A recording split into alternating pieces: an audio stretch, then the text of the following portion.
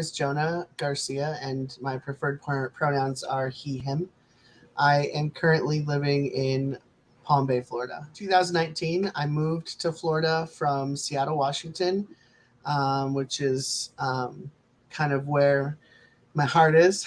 But I moved here for family, and I have always been a member of or have attended UCC churches. That's kind of been a place where I've always felt like the Spirit was leading me to be. When I came to Florida, the first thing I did once we found our place and got settled was we needed to find a place for our family to have a faith support system, a faith family here in Florida. And so I started looking for UCC churches in the area that were open and affirming. I knew of the ONA words, ONA, at that time because the church I was at in Seattle was open and affirming, but it wasn't something I was very familiar with right out the gate. But when I came here, I knew that was important for me, for my family, having my children attend a church and be a part of a community that was open and affirming was important to us. And so we found Hope United Church of Christ in Rockledge, Florida. And as soon as we walked in, absolutely welcoming, absolutely affirming. And we were just like automatically a part of the family. So we love that church. And I started going there after finding them at Pride and became a member within a few months.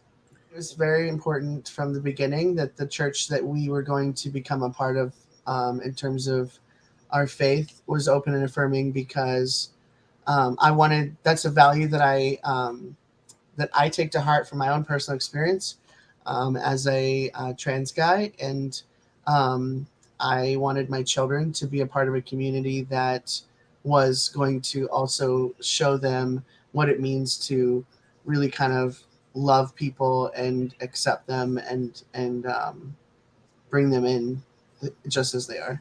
Well, in our current climate, I live in Florida, so there's been a lot of struggle for my family trying to find what does it look like for us to be kind of a mixed family, right? My son is not my biological son; he's my biological nephew. And then with me identifying as a trans male in our community, I feel like that's something that has been hard on us. But having Hope be so open and affirming and just be, like just bringing us in like we're just like anybody else, really made it a lot easier for my son specifically. I think he has a better understanding that it's not about, our differences. Well, it is about our differences. It's not our differences aren't what separate us. It's about, you can love people for who they are and you don't have to be judgmental or put people in boxes. I mean, he knows that our church family loves us the way we are. And so for him, I think he's learned a lot about what does it mean to be accepting and to love everyone, and that everybody has a place and can sit at the table because we all matter in the eyes of God. And so that was the biggest way I think it's helped my family and my son, because if not, he might have a different perspective or think that you can put people in boxes and that would be okay, and it's not. So in my faith experience, my journey from beginning to end, I have been a victim of or somebody who has experienced kind of the opposite of what it means to be open and affirming, and had a lot of pain from a church that I attended at one point who made me feel like I was a project, or like that I was wrong, or that I needed to fix something about myself, or that I needed to fit again inside this box that they had created. It was important to me to find a church that knew that I had value, because I felt that the church in the past had led me to believe that my value was um, dependent on fitting into their box, because of that past pain. And so, go like for a long time, I didn't attend church. I kind of felt like my faith or my beliefs were something that I developed in a space between me and God, and it was a and B relationship.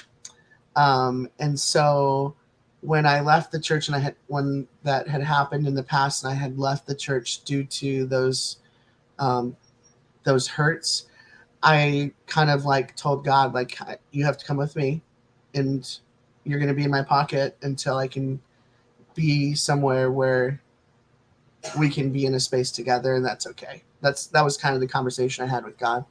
So I took God with me. He was always with me, and he never left. And um, we had our little relationship, our path, our journey, and I followed him through lots of twists and turns. And when I found a church that was open and affirming, I was afraid because of my past. But I kind of just had to remember that at the end of the day, um, the community that I was going to become a part of was going to support my relationship with God. They weren't my relationship with God. So when I went to a new church and I found a church that was open and affirming, I had to remember this is a space where I go and seek community with others who are like-minded, but my walk and my faith and my journey with God is mine. And so this church is going to be supportive of that, and they're going to walk with me, and they're going to support me on my journey. And every ONA church that I've been to that has been ONA has done that. They've been very supportive of my journey, and never made me feel like I had to fit into a box or that my relationship with God had to look a certain way. It's always been very community oriented and very loving. An ONA church is really a place where you're going to go and find people to walk alongside you and support your relationship with God or your journey with God, not tell you how to fix it. I'm a member of the council at Hope United Church of Christ. I sit as the chair for the Justice and Witness Committee, which basically goes out into the community and our committee finds ways that the church can support justice and be a witness to our community about what it means to be open and affirming and to love others and to treat everybody the way that we were called to love each other by God, and to love people the way that God loves us. That's kind of a big thing that I always tell myself is I'm going to love people the way that God has loved me, and God has never left me. And the times when I've struggled or I've been like, I don't know, I'm hurt.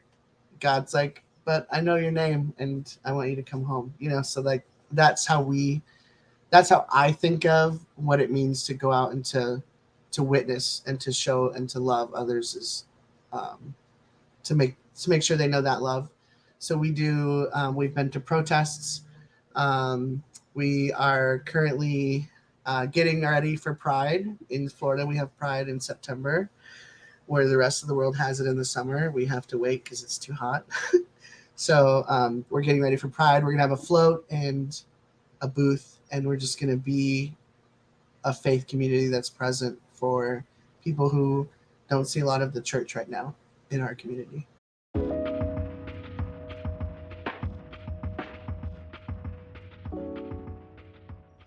Yeah, it's super important. I mean, the truth is, I don't know how many people I've talked to that are members of our community of our community who are like, oh, I'll never go to church because they just don't love people, and I'm like, but some of them do, and they just don't know that because they don't see the church. And I think it's huge, especially right now.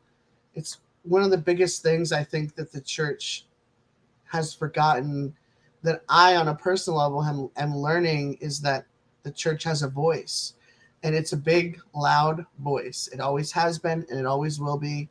And if we silence our voice because we don't want to rock the boat, or people don't know what to do or how to do it, then they're not gonna see us, they're not gonna hear us. And I that on my personal walk, I'm learning that my voice has value. The church, the Open and Affirming Coalition, has brought a voice to the church, and it needs to be heard. And so churches need to go out and say, hey, this is who we are, because people don't even know that we're here a lot of times.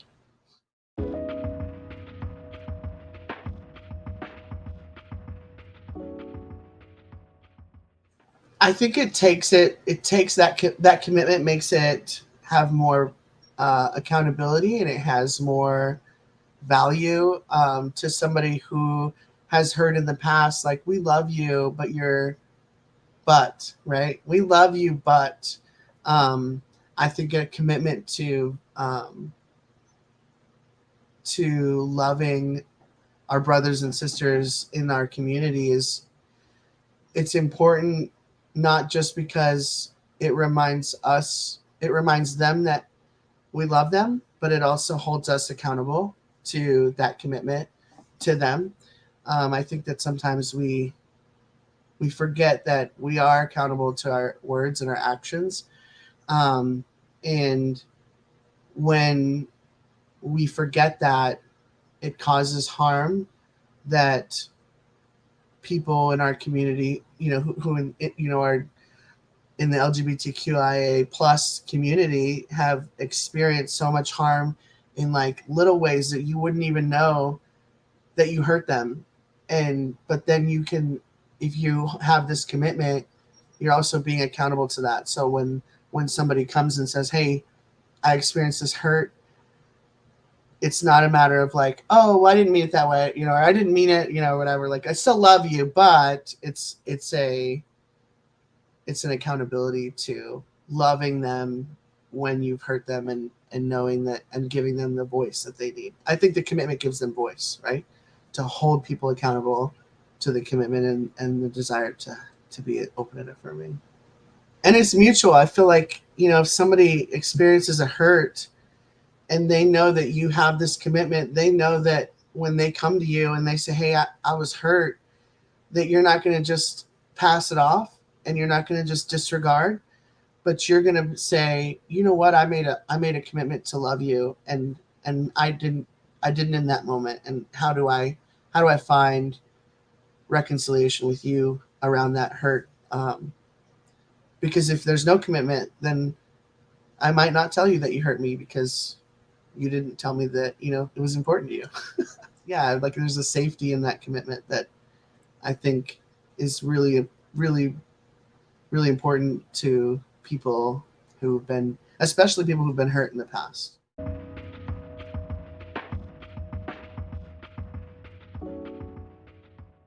And us as humans, we change, we're evolving, and we're changing all the time. And our thoughts and our minds are changing all the time. And the language changes all the time. And so I think the coalition's work is really to bring that knowledge, and to bring that that awareness. I think those are the two biggest things that I recognize the coalition does in the work that they do. So at General Synod, I got to hear Dr. Katrina talk, and she talked about, some of the things that the coalition is working on and working towards. And I just think that everything she said was like, I was like, this is great. Like, this is what we need. And this, this woman, she is making moves. She's going to do some things, and the church is going to benefit. The people that attend our churches are going to benefit, and our community is going to be changed by the work that's being done. And I'm just like, I'm still like, every time I think about it, I'm like, I need to get in. I need to be a part of that journey. I need to be a part of that mission. And at my church or in whatever that looks like I'm so, so glad that there's so many things that are happening that she's working on. And she shared some of them, but she was like, I can't tell you right now. But even just what she was sharing just felt so forward moving, and it felt so encouraging to see that. And as I was listening to her, I was sitting there thinking to myself, like, God, this is something I'm really passionate about, and maybe I need to get involved more with the coalition. Like, maybe I'm going to send them an email, and I'm going to, if they need me, they could call me anytime and I will be there, because what they're doing is important, and I want to be a part of the impact that's coming, and like the wave that's coming, because it's a beautiful thing. So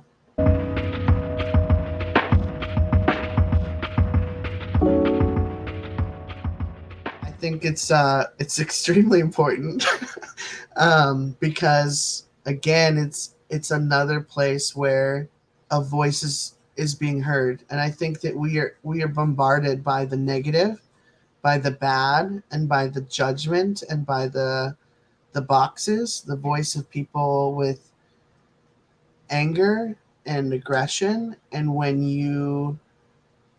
I think that we need the voice of peace and love and acceptance and affirmation. We need that voice to be louder and to be heard, because if it's not heard, all we hear is fear and anger and judgment.